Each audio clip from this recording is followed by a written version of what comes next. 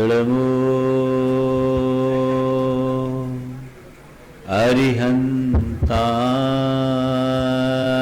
अरिहन्ताणम्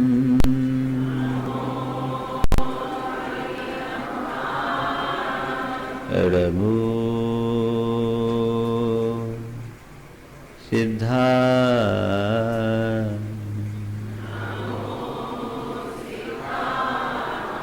इळमो आयरियाणम्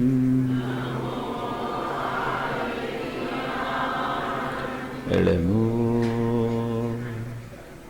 उवच्छायाणम्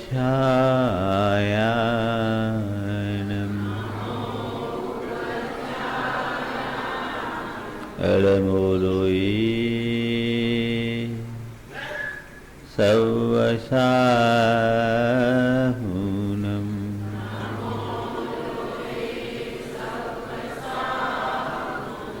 एसो पंचिनमयारो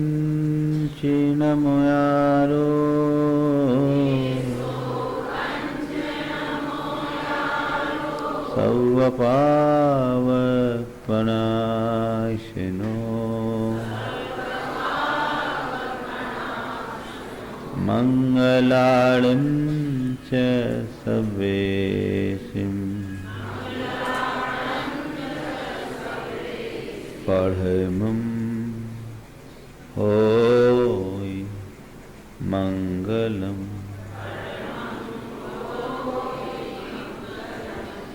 जय बोलो देवादिदेव 1008 श्री भगवान महावीर स्वामी की जय जय जय। अहिंसा परमो धर्म की जय जय जय। परम पूज आचार्य गुरुवर श्री विद्यासागर जी महाराज जी की जय जय जय। परम पूज श्री प्रमाण सागर जी महाराज की पूज श्री विराट सागर जी महाराज की जय। धन कन कंचन राज सुख सब ही सुलभ कर जान, दुर्लभ है संसार में एक यथार्थ ज्ञान। हमारे जीवन में बहुत सारी चीजें ऐसी हैं जो हमें बड़ी सुलभता से प्राप्त हो जाती है। उसके लिए हमें कोई प्रयास नहीं करना पड़ता है। कुछ चीजें होती हैं जो हम थोड़े प्रयास और पुरुषार्थ से उपार्जित कर लेते हैं, लेकिन कुछ चीजें ऐसी हैं जिसे प्राप्त करना बड़े संयोगों के ऊपर ही निर्भर करता है।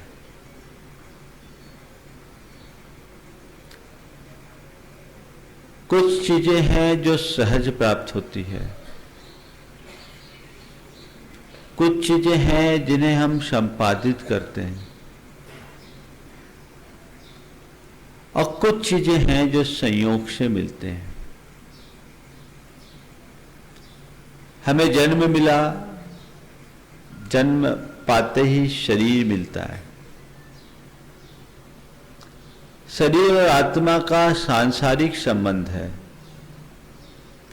शरीर की प्राप्ति के लिए हमें अतिरिक्त प्रयास करने की जरूरत नहीं है, ये सहज प्राप्त होता है।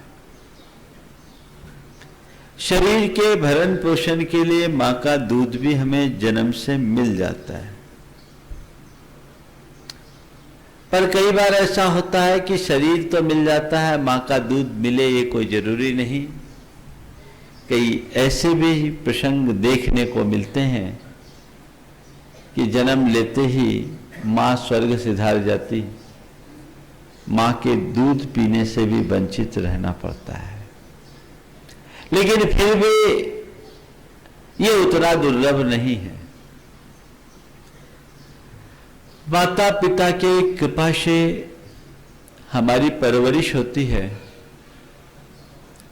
हमारे परिजन जुड़ते हैं, ये सब सांसारिक संबंध हमारे साथ जुड़ते हैं जो जन्म के साथ स्वाभाविक तौर पर जुड़ जाते हैं।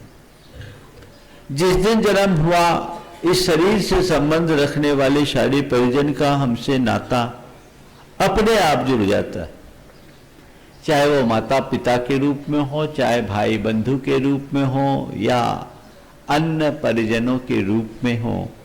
ये सांसारिक संबंध है जो हमें जन्म से मिल जाता है। माता पिता की कृपा से हम पढ़ लिख जाते हैं, हमारी परवरिश होती है,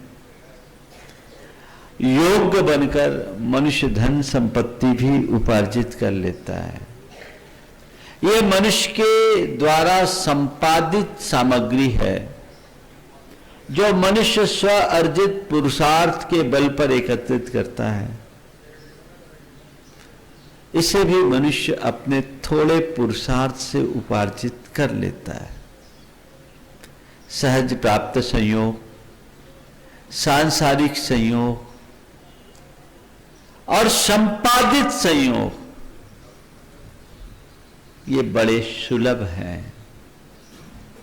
इन सब के मध्य सद्बुद्धि की प्राप्ति महादुर्लभ है। वो सद्बुद्धि, उस ज्ञान की प्राप्ति जो हमें हमारे शाश्वत तत्व से जोड़ दे, जो शाश्वतता को प्रदान करे, जो शाश्वत संयोग से जोड़ दे, उस सद्बुद्धि की प्राप्ति बहुत दुर्लभ है। संत कहते हैं जीवन में प्राप्त होने वाले एक एक संयोग उत्तरोत्तर दुर्लभ है। उन दुर्लभ संयोगों का विचार करो और अपने जीवन में प्राप्त उत्तम संयोग का सदुपयोग करो। हमें सहज प्राप्त शरीर है, बिल्कुल शरीर की जाओ आज हमने प्राप्ति की, इसके लिए हमने कोई हाथ पांव नहीं चलाए। इसकी प्राप्ति में अगर किसी का योगदान है तो माता पिता का है, उसमें भी मां का है जिसने 9 माह तक हमें अपने पेट में रखा और हमारे शरीर का निर्माण हुआ, उसके लिए हमें कुछ करना नहीं पड़ा। लेकिन इस शरीर की प्राप्ति के पीछे के बैकग्राउंड को देखेंगे तो हमें लगेगा कि हम कितने भाग्यशाली हैं। इस संसार में मनुष्य देहधारी कितने से हैं। अनंत जीवों के मध्य मनुष्यों की संख्या मात्र 29 अंक का प्रमाण, गिनती की संख्या। और मनुष्यों में भी ऐसे कितने मनुष्य जिनकी माताएं उन्हें पेट से ही परलोक पहुंचा देती है, जन्म लेने का ही अवसर नहीं मिलता। उस अर्थ में हम कितने भाग्यशाली हैं। और थोड़ा फ्लैशबैक में जाकर देखें तो हम तो मनुष्य और कीड़े मकोड़े, पेड़ पौधे, पशु पक्षी, इनके जीवन को देखें, वो बहुसंख्या में दिखते हैं। उनके मध्य हम मनुष्य थोड़े से, और मनुष्य ही नहीं देहधारी मनुष्य के रूप में हमने जन्म लिया। कितना दुर्लभ है। हमारे जीवन की यात्रा की शुरुआत निगोद से होती है, जहां हमारे अस्तित्व का भी कोई पता नहीं। जितनी देर में एक श्वास ले उतनी देर में 18 बार जन्म और मरण हो जाए।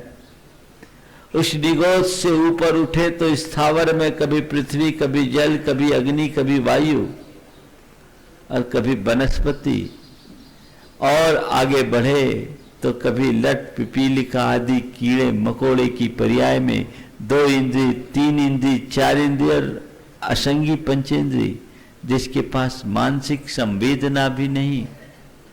ये अवस्था हमारी, जिसमें हमने भ्रमण किया, आज हमें नहीं लगता, लेकिन हम उन सब अवस्थाओं को पार करके आज पंचेंद्रिय हुए। पंचेंद्रिय में भी पशु पक्षी नहीं, मनुष्य बने। मनुष्य होना कोई साधारण घटना नहीं, महादुर्लभ है। परम पुण्य के प्रतिफल स्वरूप हमने मनुष्य पर्याय पाई। इस मनुष्य पर्याय को पाने के साथ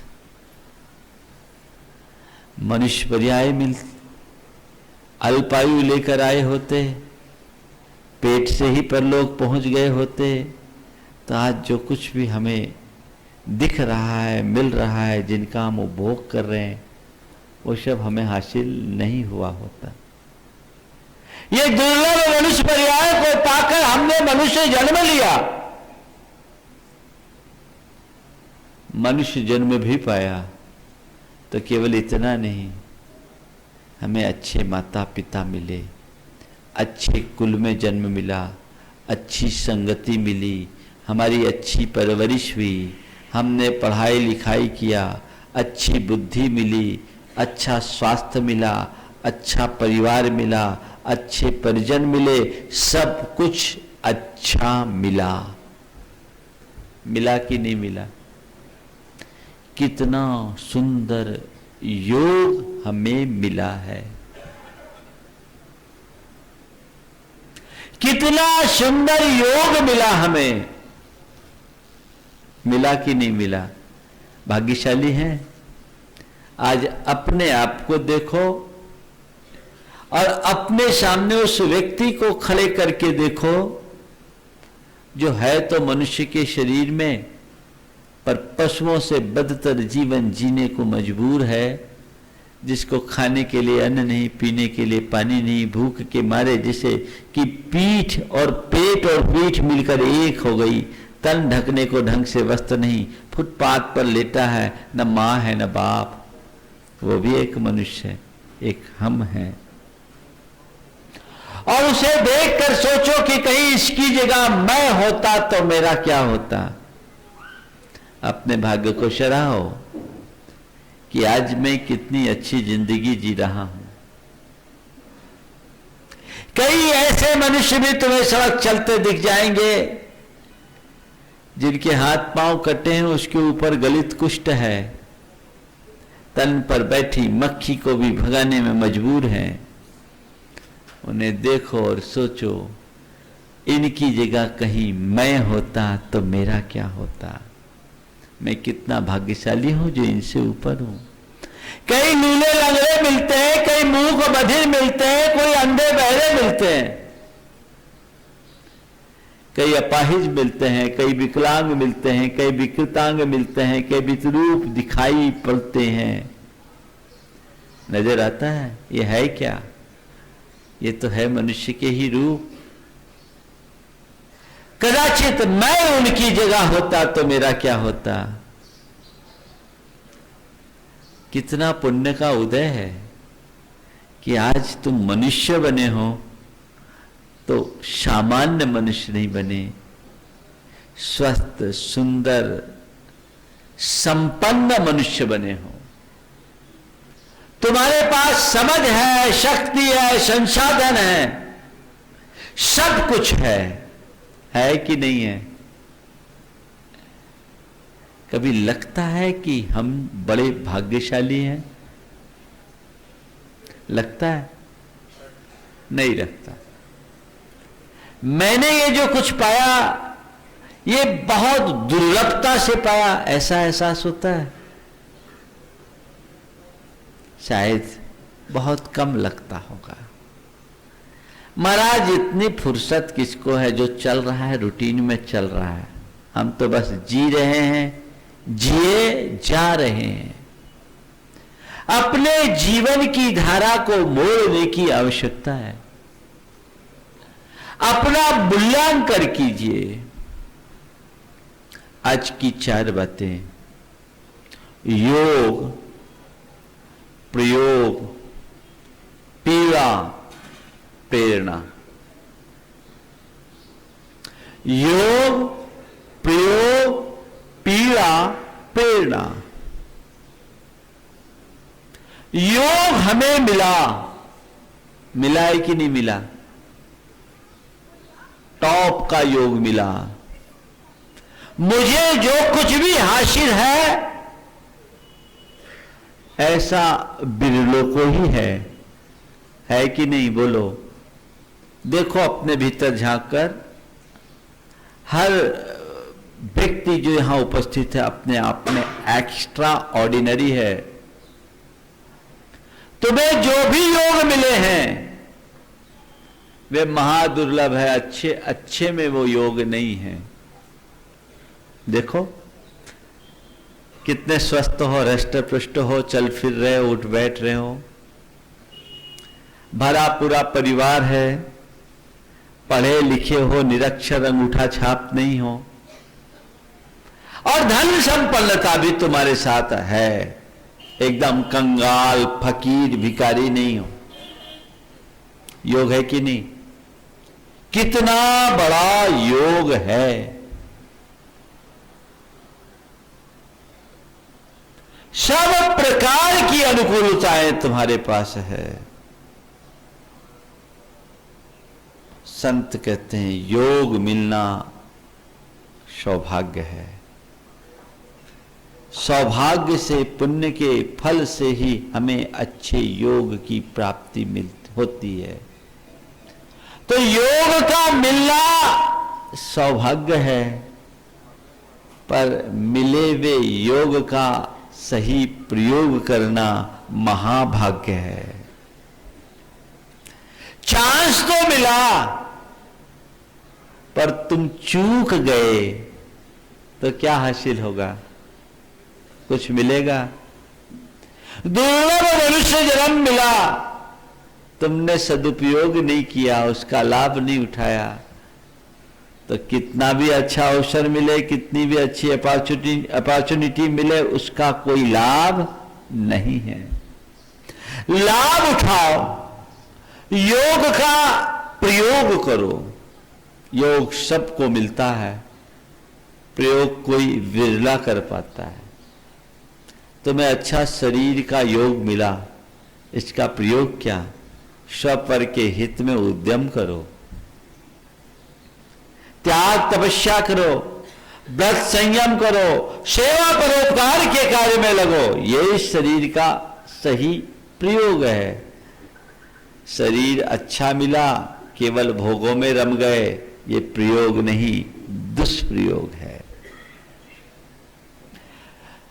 तुम्हारे लिए धन मिला, इसका प्रयोग करो। क्या करो? जितना जरूरत है उतना भोग करो, बाकी का उपयोग करो। दान में लगाओ, परमार्थ में लगाओ, स्वपर के हित में लगाओ। ये धन का सही प्रयोग है। उसे दबा कर रखना, छिपा के रखना धन का दुष्प्रयोग है। तुम्हें सद्बुद्धि मिली, अपने ज्ञान का प्रयोग करो, अपने जीवन को जानो, अपने जीवन को पहचानो, अपने जीवन को आगे बढ़ाने के लिए उद्यम करो। स्वपर के हित में अपनी बुद्धि को लगाओ, ये इसका प्रयोग है। और बुद्धि के अभिमान में डूबकर औरों का अनादर और तिरस्कार करना, इसका दुष्प्रयोग है। योग से मिलना ज्यादा दुर्लभ नहीं, पर उसका सत्प्रयोग करना महादुर्लभ है। मंदिर मिला, ये योग है। सेवा पूजा करो, ये प्रयोग है। पुण्य के योग से मंदिर तो मिल गया, लेकिन तुम अपने प्रमाद के कारण मंदिर मिलने के बाद भी उसका प्रयोग कहां कर पाते? धन मिला, शुभ योग से तुम्हें धन मिला, लेकिन तुमने धन को दबा दबा के रख लिया, प्रयोग कहां? संत कहते जो योग मिला उसका प्रयोग करो। मन का प्रमाद प्रयोग से रोकता है, और योग प्रयोग में कब बदलेगा? योग प्रयोग में कब बदलेगा? जब तुम योग की दुर्लभता को समझोगे। ये योग की दुर्लभता को जानो। तुम्हें जो कुछ भी हासिल है, तुम्हें उसका पता ही नहीं कि इसके पीछे मुझे कुछ तपना खपना पड़ा है, कुछ पुरुषार्थ करना पड़ा है। यह फुकट में नहीं मिला है। कभी लगता है कि आज मैंने जो कुछ भी प्राप्त किया है, इसके पीछे मैंने बहुत मूल्य चुकाया है। कितना बड़ा मूल्य चुकाया है। बोलो, मैं आपसे एक सवाल करता हूं। कोई चीज आप बहुत मेहनत से पाओ, खूब मेहनत करके पाओ, अचानक थोड़ी सी चूक से वो विनष्ट हो जाए, आपको क्या होगा? पीड़ा होगी कि नहीं? हाँ? एक वैज्ञानिक ने वर्षों शोध किया, उसके सारे पेपर्स रखे हुए थे। दीपक के प्रकाश में वो लिखता था। एक दिन उसके पालतू कुत्ते ने थोड़ी हलचल की, वो दीपक पलट गया, सारे पेपर्स जल गए। कुत्ता तो नादान सा बना रहा, जैसे उसने कुछ किया नहीं, लेकिन उसे लगा कि इस थोड़ी सी चूक ने मेरे 20 बरस की मेहनत को मिट्टी में मिला दिया। भारी पीड़ा हुई। बाद में उसे समझ में आया कि गलती कुत्ते की नहीं, गलती मेरी है। ऐसी चीज को मैं संभाल के रखा होता तो आज ये हाल नहीं होता। मैं तुमसे कहता हूं, तुम्हें जो कुछ भी प्राप्त है, बहुत बड़े मूल्य चुकाने के बाद इसे प्राप्त किया है। अति दुर्लभ। इसका सही मूल्यांकन करो और इस योग का सही प्रयोग करो। इसे फुकट में की वस्तु मत समझो, इसे व्यर्थ में मत जाने दो। एक एक क्षण को सार्थक बनाओ, क्योंकि अगले क्षण का कोई पता नहीं। अगले क्षण का कोई पता नहीं। मनुष्य को उस क्षण बड़ी पीड़ा होती है जब अवसर हाथ से निकल जाता, तब कहता अरे मौका मिला, हम चूक गए। पीड़ा होती है। और इस पीड़ा के पीछे 2 प्रकार की प्रतिक्रिया होती है। अवसर चूकने के बाद पीड़ित होता है आदमी, अंदर ही अंदर दुखी होता है। और एक व्यक्ति जो अवसर चूकने के बाद पीड़ा को भोगता है और आगे अपनी गलती को सुधारने की प्रेरणा प्राप्त करता है। आज बोधि दुर्लभ भावना के अंतर्गत मैं आपसे ये कहूंगा कि जो हमें योग मिला है, बहुत दुर्लभता से मिला है। इस योग का सही प्रयोग करें, खोए नहीं। पहले जाने कि ये योग मैंने जो पाया है, कितनी पीड़ा को पार करने के बाद पाया है। इतना सहज नहीं है। आज तुम्हारे लिए सारी की सारी अनुकूलताएं हैं। ये अनुकूलता महान तप, त्याग और पुरुषार्थ का प्रतिफल है। नहीं तो कीड़े मकोड़े जैसी जिंदगी तो सब जीते हैं, आज ठाठ का जीवन जी रहे हो। बहुत मूल्य चुकाया, इसके पीछे कितना कष्ट होगा, अब उसका उपयोग करो। मेहनत करके तुमने पाई है, जन्मों का श्रम इसमें लगा है। आज के इस ठाट बाट को देख करके लोगों को लगता है क्या ठाट बात।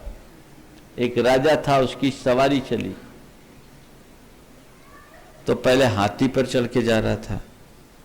उसका किला ऊपर था तो पहाड़ी थी, हाथी उतर डूब गया, उसकी जगह घोड़ा आया और राजा हाथी से उतर कर घोड़ा पर बैठा। घोड़े पर सवार होकर के ऊपर चला और महल के दरवाजे पर घोड़े से उतरा। वहां पालकी आ गई, पालकी पर सवार होकर राज सिंहासन पर विराजमान हो गया। दो सखियां इस पूरे दृश्य को देख रही थी और एक ने दूसरे से कहा, हाथी चढ़ घोड़ा चढ़ो बैठ पाली माई। हाथी चढ़ घोड़ा चढ़ो बैठ पालकी माई।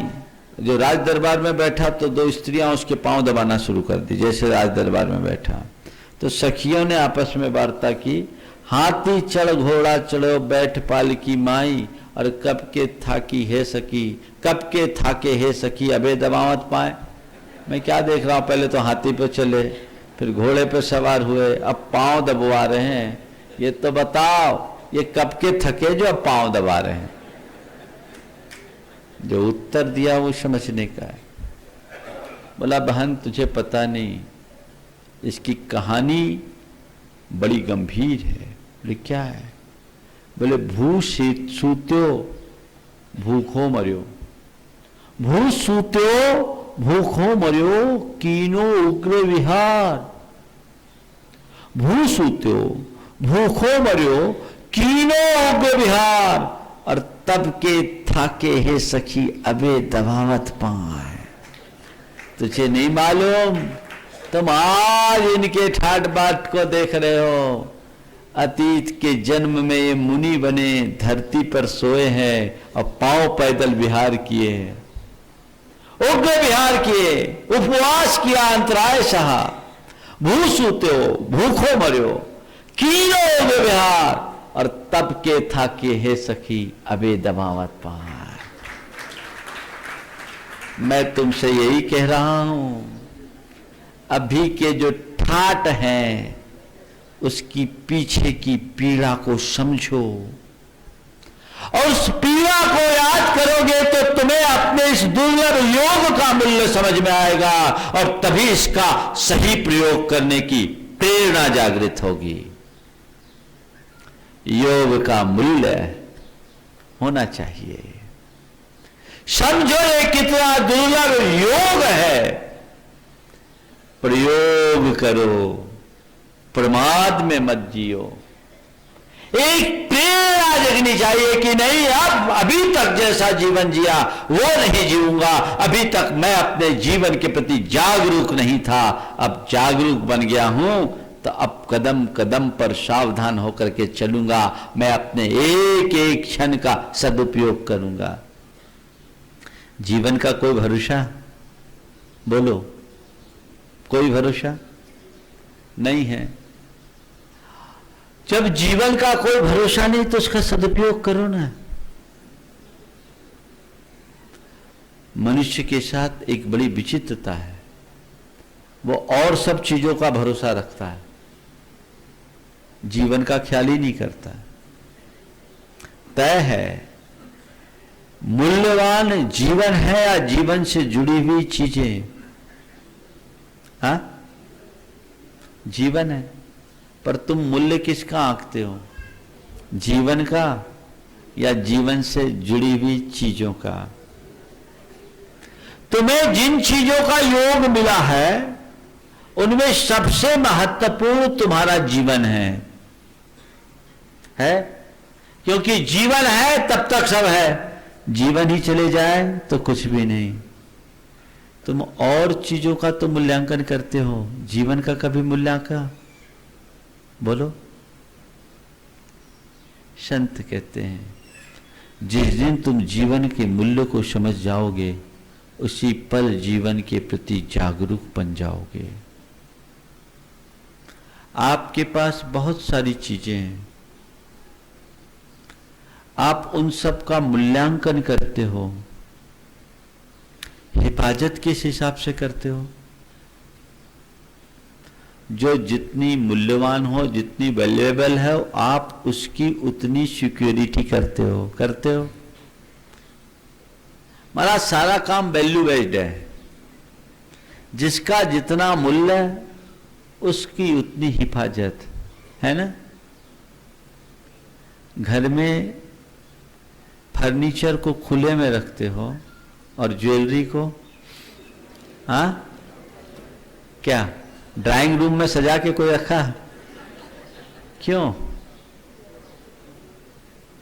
महाराज सबका अपना अपना स्थान है, कहां से सीख के आए।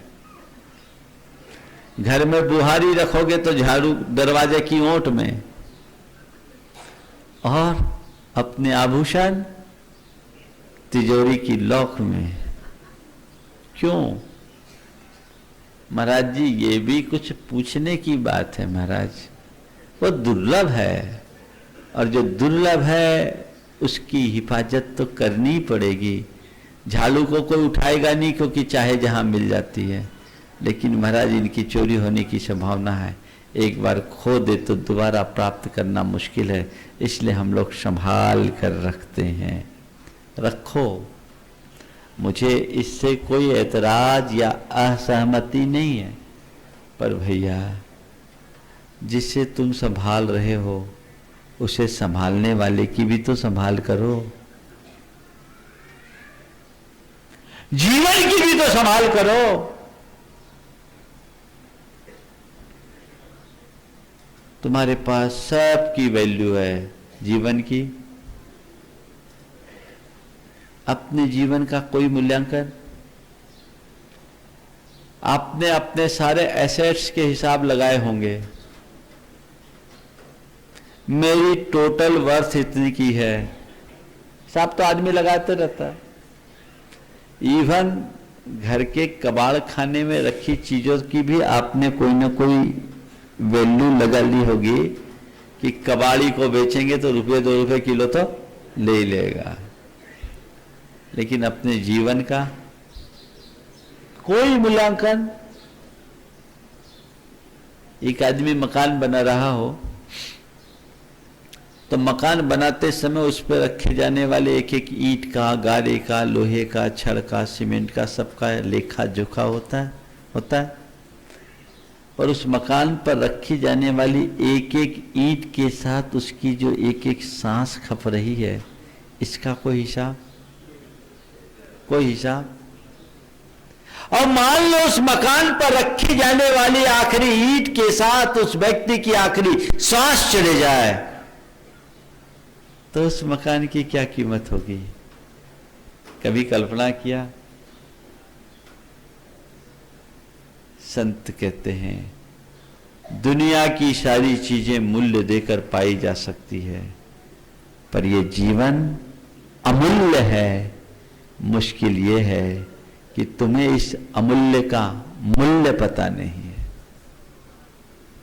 इस अमूल्य जीवन के मूल्य को समझो, इसके महत्व को समझो। एक बार खोने के बाद पाना मुश्किल है।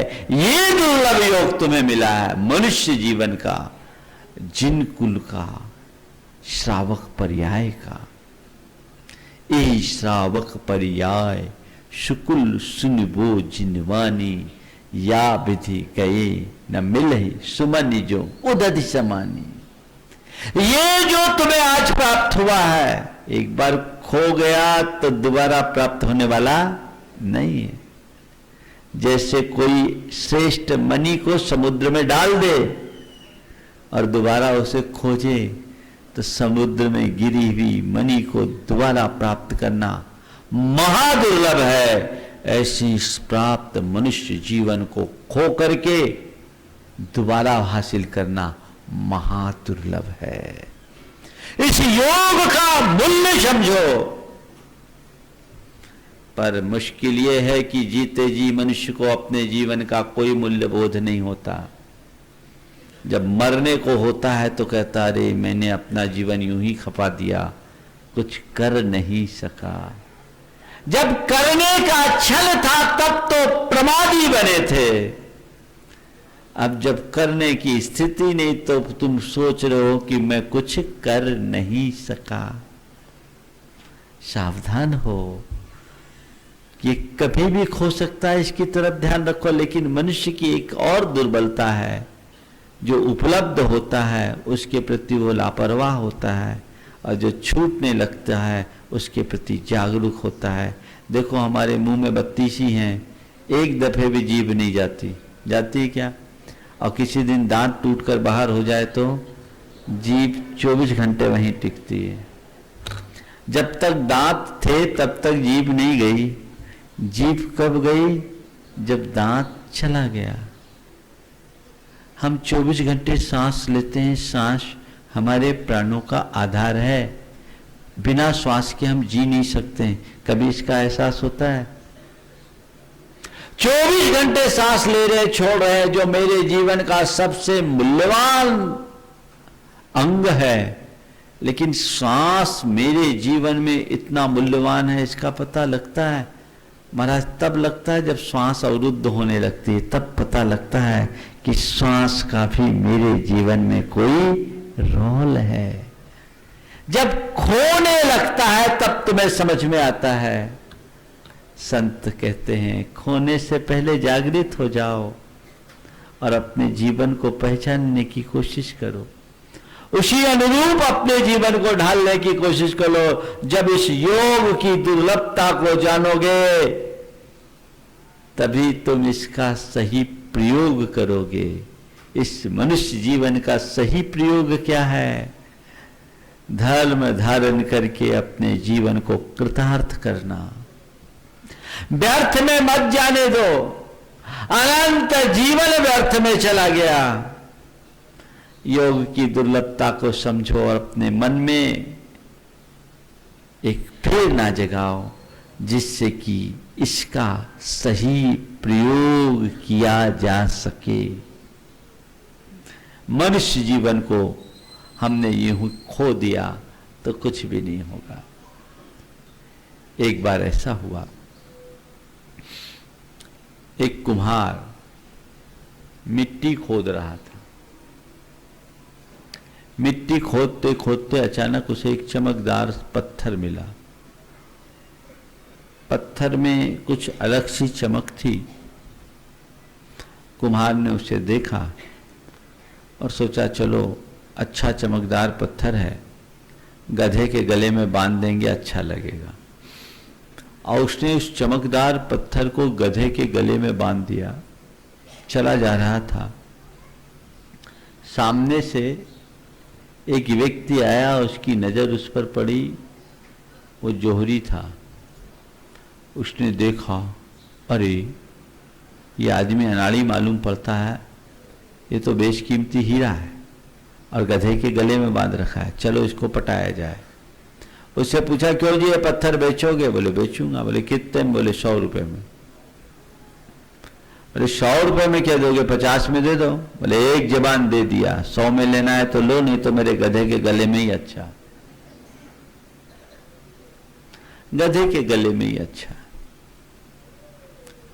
वो आगे चला गया। बोला ठीक है कहाँ जाएगा? देखते हैं, थोड़ी देर बाद देखेंगे। वो आगे बढ़ा। इसी बीच थोड़ी देर बाद उसी दिशा से एक दूसरा व्यक्ति आया, उसकी नजर उस पत्थर पर पड़ी। उसने पूछा क्यों जी ये पत्थर बेचोगे? बोले बेचूंगा। बोले कितने में? बोले 1000 में। कितने में बेचोगे? बोला 1000 में। उसने 1000 रुपया निकाला और बोला ये लो। उसने पत्थर दिया, चलता बना। थोड़ी देर बाद वो पहला वाला आदमी आया, क्यों जी वो पत्थर बेच दिए? बोले बेच दिए। बोले कितने में? बोले 1000 में। बेच दिए? बोले बेच दिए। कितने में? बोले 1000 में। बोले तुम पागल हो। बोले क्यों? बोले तो करोड़ों का कीमती हीरा था, वो तो करोड़ों का हीरा था, तुम 1000 में बेच दिए। उसने कहा महानुभाव पागल मैं हूं कि तुम्हें करोड़ों का हीरा 100 रुपये में महंगा दिख रहा था? मैं तो फायदे में रहा, 100 की जगह 1000 पाया। मुझे मूल्य पता नहीं था, तुम्हें देता तो 100 में ही जाता, लेकिन तुम्हें करोड़ों का हीरा भी 100 रुपये में महंगा लगा। अब क्या करे? कहीं ऐसा हमारे साथ तो नहीं हो रहा है? मूल्यांकन करो कितना ये हीरा मिला है, योग है, इसका प्रयोग करो, सही मूल्यांकन करो, अपने जीवन को आगे बढ़ाने की कोशिश करो। मनुष्य जीवन व्यर्थ मत जाने दो। ऐसा ना हो कि जब हम इस दुनिया से विदा हों तो इस अफसोस के साथ हों, अरे इतना लंबा चौड़ा जीवन पाया लेकिन अपने लिए कुछ कर नहीं सका। कल के अखबार में मुझे लोगों ने ला करके दिखाया कि रेमंड ग्रुप के संस्थापक विजयपत सिंघानिया, उसके बेटे ने बाप को सड़क पर ला दिया, दाने दाने के लिए मोहताज कर दिया। इतना बड़ा साम्राज्य खड़ा किया, पूरी कहानी बताई, हजारों करोड़ की कंपनी, उसको घर से बाहर हो गया, गाड़ी ड्राइवर भी हट गया। हाँ, नाम क्यों लूं? लड़का गौतम सिंघानी, विजयपत सिंघानिया, जो बाप जिसने पूरा साम्राज्य बैठाया, जिस संतान के लिए सब कुछ किया, वही संतान काम नहीं आया। बोलो तुम लोग कहां हो? अपने लिए कब सोचोगे? सारी जिंदगी संपत्ति एकत्रित करने के लिए उसने जो खर्च की, वही जिंदगी अपने जीवन को संवारने के लिए की होती तो आज ये दुर्दशा नहीं होती। ये दुर्दशा नहीं होती। पेड़ डालो केवल धन पैसे के मोह में, केवल सत्ता और संपत्ति का सुख भोगने की चाह में, केवल परिवार परिजन के व्यामोह में जीवन को खपाने वाले लोग अपने जीवन का सच्चा लाभ नहीं ले पाते, क्योंकि जीवन का सत्प्रयोग करना नहीं जानते। अपना भला करो, अपना कल्याण करो, अपने हित की बुद्धि रखो। ये तो सब चलता ही रहेगा, अनादि से तो यही करते रहे। अपने आप को संभालने की समझ जब भीतर विकसित होगी, तब तुम्हारे भीतर एक प्रेरणा जगेगी योग की का प्रयोग करने की। अगर इन्हीं प्रमादों में खो गए तो जीवन में कुछ भी हासिल होने वाला नहीं है। सुंदर योग मिला, प्रयोग करो। एक बड़ी पुरानी कहानी याद आ गई। एक सेठ, परिस्थितियों की मार कुछ ऐसी पड़ी कि घोर विपन्नता का शिकार हो गया, हालत तंग हो गई, ऐसे कि दाने दाने को मोहताज हो गया,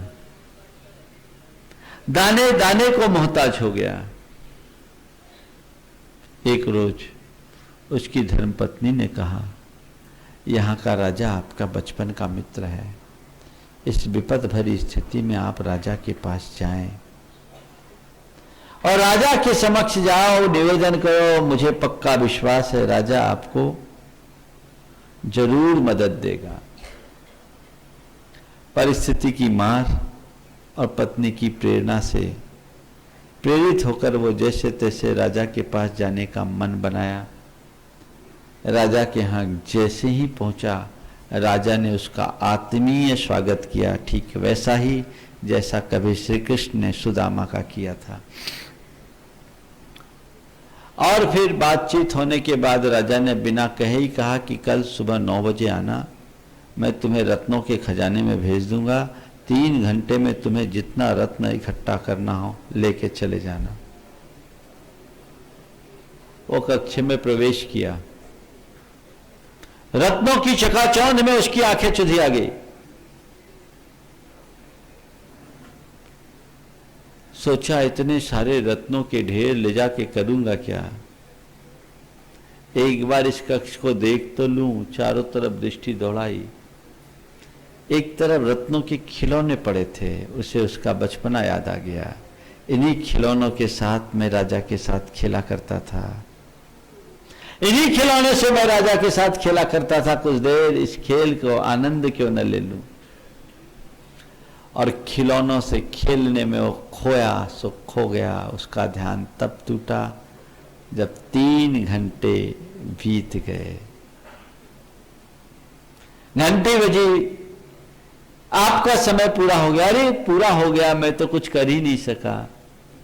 भैया आप नहीं कर सके तो कोई बात नहीं, अब तो अवसर नहीं मिलेगा। बेचारे को खाली हाथ आना पड़ा। राजा तक बात गई, राजा ने कहा कोई बात नहीं, कल आ जाना, कल तुम्हें सोने के खजाने में देंगे।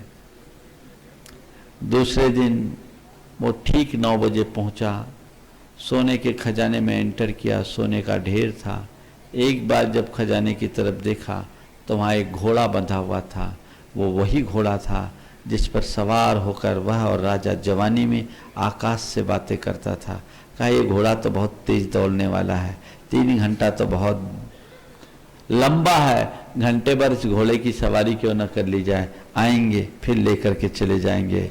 और वो उस घोड़े पर सवार हुआ, लगाम खींची, घोड़ा आकाश से बातें करना शुरू कर दिया, लौट कर आया, तब तक 3 घंटे बीत चुके थे। बेचारा फिर खाली हाथ गया। राजा ने कहा चल एक तीसरा मौका और दे देता हूं, कल तुझे चांदी के खजाने में मौका मिलेगा। तीसरे दिन आया और चांदी इकट्ठी की, निकलने को हुआ, दरवाजे पे एक छल्ला लगा था, उसके नीचे नोटिस लगी था, मुझे न छुएं और छुएं तो सुलझ कर ही जाएं। निषेध में जिज्ञासा होती है, साधारण सा छल्ला है, इसमें आखिर है क्या। उसने अपना हाथ डाला और जैसे ही हाथ डाला, हाथ छल्ले में उलझ कर रह गया। हाथ छल्ले में उलझ कर रह गया। आप जब तक हाथ बाहर न निकाले, बाहर कैसे निकले। उसने अपना थैला एक तरफ किया जो चांदी से भरा हुआ था और छल्ले को सुलझाने में लग गया, तब तक 3 घंटे बीत गए, उसे खाली हाथ आना पड़ा। छल्ले को सुलझाने में लग गया, 3 घंटे बीत गए, उसे खाली हाथ आना पड़ा। अब तो राजा से नजर मिलाने की भी हिम्मत नहीं हुई, चुपचाप लौट आया। पर पत्नी ने कहा जाइए आप चौथी बार एक बार और जाइए, राजा आपको जरूर सहयोग करेंगे, मेरी तरफ से जाइए। चौथी बार जब राजा के पास गया, बोला तुझे आप कलाना तांबे के खजाने में भेजेंगे। बोले ठीक। गया तो अब जैसे ही तांबे के खजाने में गया, वैसे जैसे भूखा भोजन पर टूट पड़ता है, वो तांबे के ऊपर टूट पड़ा। अपने साथ सीमेंट की बहुत सारी बोरियां ले गया था, खचा खच बोरियां भरा और सुआ सूतली से उनमें सी दिया। थकान तो थी, शरीर की मार भी थी, इतने देर में काफी थक गया। कमर सीधी करने के लिए पीछे की ओर झुका, सामने उसे बिस्तर दिखाई पड़ा। बोला राजा कितना कृपावंत है, उसे पता था कि मैं थक जाऊंगा, थोड़ा विश्राम कर लो इस बिस्तर पर। वो लेटा, सो गया। उसे नींद लग गई। उसकी नींद तब टूटी जब 3 घंटे बीत गए थे। उसे फिर खाली हाथ आना पड़ा। कथा आपको रोचक लगी? प्रिय कथा हमारी तुम्हारी है, सबकी है। हमें ये जो जीवन मिला है, ऐसे ही ये जीवन मिला है। जीवन के 4 पण हैं और 4 पण में हमारे जीवन की ये 4 अवस्था है। सबसे सुंदर अवस्था है बचपन का, जो रत्नों की तरह कीमती है, जिसे हम खेल कूद में बिता देते हैं। इसके बाद यौवन है, जो सोने जैसा मूल्यवान है, पर उसे हम जवानी की जोश में गंवा देते हैं। और इसके बाद ये जो तीसरा जो छल्ला है, वो गृहस्थी का छल्ला है, जो चांदी जैसे उज्जवल जीवन को एक बार छल्ले में हाथ डाला तो उलझा के रख देता है। वो गृहस्थी के छल्ले में हाथ डाले तो उलझ के रह गए, और उसके चक्कर में जो चाहिए वो भी नहीं मिल पाता।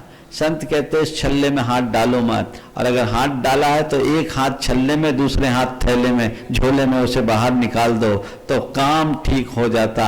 लेकिन उसी में निपटने में रह जाते हैं तो जिंदगी अटक के रह जाती है। अगर छल्ले में हाथ डाला है, उस हाथ को भूल जाओ, दूसरे हाथ से जितना बन सके परमार्थ कर लो, अपना जीवन धन्य हो जाएगा। और चौथी अवस्था है बुढ़ापे की, जो तांबे जैसी मूल्यहीन है, और उसमें कहते अर्ध मृतक सम बूढ़ापनो, कैसे रूप लखे आपनो। बुढ़ापे में तो बिस्तर ही सहारा होता है, तो ये व्यक्ति जिंदगी भर थक जाता है, जो करना चाहता है वो नहीं कर पाता। बाहर के चकाचौंध और प्रलोभनों में उलझा हुआ इंसान जीवन के लिए जो कुछ भी करनी है वो नहीं कर पाता। बोधि दुर्लभ भावना कहती है, अपने जीवन में प्राप्त इन संयोगों की दुर्लभता को समझो और उनका सदुपयोग करने का उद्यम करो, जिससे इस मनुष्य जीवन को सार्थक बनाया जा सके। पल का भी भरोसा नहीं है, अगली सांस का भी भरोसा नहीं, क्या पता कब क्या हो जाए, कुछ कहा नहीं जा सकता। इसलिए जीवन को सार्थक बनाने का प्रयास करना चाहिए। गतिशील करो कदमों को, मंदिर पास नहीं है काल चक्र गतिमान किसी का दास नहीं है। जीवन की एक एक सांसों को सार्थक कर डालो तुम, क्योंकि सांसों का पल भर का भी विश्वास नहीं है, एक पल का विश्वास नहीं। सावधान होना चाहिए। बंधुओं, आज जैसा कि आप सबको सूचना दी गई, हमारे संघ के एक श्रेष्ठ और ज्येष्ठ मुनिराज स्वभाव सागर जी महाराज का अचानक समाधि मरण हुआ। वो एक बड़े प्रखर तपस्वी साधक थे, लेकिन आयु को कौन रोक पाया, कौन जान पाया। हमारे लिए एक पल का भी समय नहीं मिलता संभलने का, और उनकी अंतिम सांस चली गई। वे धर्म ध्यान पूर्वक समाधि के साथ गए, उनका सुमरण हुआ। जिस घड़ी उनके साथ ऐसी स्थिति आई वे चेत गए, जाग गए और अपने में स्थिर हो गए। बंधुओं, वो तो महान सौभाग्यशाली कि मुनि जीवन को अंगीकार करके अपने जीवन को धन्य किए। हमारे संघ के बड़े वरिष्ठ साधुओं में थे, मुझसे ज्येष्ठ थे। सुधा सागर जी महाराज के ग्रुप में वो दीक्षित थे और एक संघ में प्रेरक साधु के रूप में जाने जाते थे। अपने में रहने वाले और अपने में रमने वाले साधु थे। कुंथु कुमार जी बोल रहे थे कि संघ के मुनिराजों में सबसे पहले स्वभाव सागर जी का ही उदयपुर में आगमन हुआ, तो उदयपुर से तो विशेष जुड़ाव उदयपुर वालों का उनके प्रति होना ही चाहिए। पर बंधुओं, आयु का किसी को कोई ठिकाना नहीं, कब क्या घटना घट जाए कोई विश्वास नहीं, कोई भरोसा नहीं। इसलिए सावधान हो, जागो, निद्रा त्यागो, मोह नींद को छोड़ो और अपने लिए जो कुछ भी करने लायक है उसे करने का उद्यम करो, तब हमारे जीवन की सार्थकता होगी। महाराज जी की इस आकस्मिक समाधि को देखकर हमारे मन में भी बड़ा वैराग हो रहा है कि क्या पता कब किसके साथ कौन घटना घट जाए। गुरुदेव कहा करते थे, समाधि बहुत दुर्लभ है, रत्नत्रय की प्राप्ति ही महादुर्लभ, और रत्नत्रय की प्राप्ति के बाद रत्नत्रय के साथ समाधि पाना और दुर्लभ है। इसलिए नित्य प्रति उसकी भावना भाव। आप लोग रोज कहते हैं कम्मक खाओ, दुख खाओ, कम्मक खाओ, बोही लाओ, सोई गमनम, समाधि मरनम, जिन गुण संपत्ति हो मध्यम। इसकी प्रगाढ़ भावना भानी चाहिए और उसी अनुरूप उद्यम भी करनी चाहिए। तो ये योग मिला है, उसका प्रयोग करें और उसके लिए अपने भीतर की पीड़ा का अनुभव करें, प्रेरणा जगेगी, तब हम योग का सही प्रयोग कर पाएंगे। अभी तक तो हमने योगों का दुरुपयोग ही किया। प्रयोग करें। महाराज श्री के लिए हम सब अभी जिनवानी स्तुति के बाद 2 मिनट के लिए खड़े रहेंगे और वे जहाँ भी उन्होंने तो अपना जीवन सफल बनाया, सार्थक बनाया, मुनिव्रत को अंगीकार करके अपने जीवन के सार तत्व को प्राप्त किया, लेकिन हम सब इस जिनवानी स्तुति के बाद उनके प्रति अपनी श्रद्धांजलि, विनयान्जलि अर्पित करेंगे एक कायोत्सर्ग के साथ कि वे जहाँ भी रहे रत्नत्रय के अनुरागी बनकर रहे और उनकी आत्मा को शांति और प्रसन्नता की अनुभूति मिले और अपने लिए भावना भाए हमारा जब भी अंतिम समय आए रत्नत्रय के साथ समाधि पूर्वक बीते। इस भाव के साथ आज की सभा को यहीं पर विराम दे रहा हूँ। सर्वप्रथम सब लोग अपने स्थान पर खड़े होकर जिनवानी स्तुति करेंगे और उसके बाद दोबारा 9 बार नमोकार मंत्र पढ़ करके अपनी श्रद्धांजलि अर्पित करेंगे। जावानी के ज्ञान ते सोबानी मस्तक धरो सदा देत हो धूक। हे जिनवानी भारती तो जपो दिन रैन, जो तेरा शरणा रहे सो पावे सुख चैन। ओम शांति। आचार्य श्री 108 विद्यासागर जी के पावन आशीष एवं उनके परम प्रभावक शिष्य पूज्य मुनिवर श्री 108 प्रमाण सागर जी महाराज की पावन प्रेरणा, परिकल्पना और अनुभव अर्जित ज्ञान से श्री सम्मेद शिखर जी में आधुनिक तकनीक से बनने जा रहा है एक अनोखा और ऐतिहासिक धर्मायतन यानी गुणायतन, अर्थात संरचना, सोच, सत्य, संस्कृति और स्थापत्य का एक ऐसा अलौकिक संगम जो जैन सिद्धांतों को जीवंत रूप में दर्शाएगा। 14 गुण स्थानों के साथ साथ आत्मा से परमात्मा बनने तक की संपूर्ण यात्रा कराने वाले ऐसे उत्कृष्ट ज्ञान मंदिर गुणायतन के निर्माण में अपना सहयोग प्रदान कर इस पुण्य कार्य को गति प्रदान करें और सातिशय पुण्य का अर्जन करें। आप अपनी राशि गुणायतन न्यास के खाते में जमा कर सकते हैं। गुणायतन न्यास bank of India, Parasnath, account number 4809201100000043, IFSC code BKID 004809। Gunayatan, गुणात्मक विकास का दिव्य सदन।